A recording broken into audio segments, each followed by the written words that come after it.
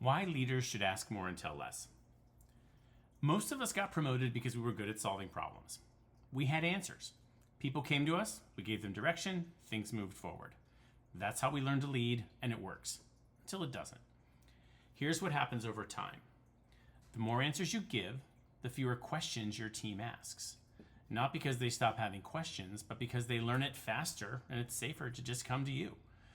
Before long, you've built a team that depends on you for every decision. That's not leadership. That's a bottleneck. So what happens when you start asking instead of telling? First, you get better information. When you ask someone what they think before you share your opinion, you hear what they actually see, not what they think you want to hear. You also develop your people. Every time someone works through a problem because you asked a good question instead of giving them the answer, they get stronger. They build confidence. They learn to trust their own judgments. And you make better decisions yourself. Because when you slow down enough to ask instead of react, you create space for thinking, yours and theirs.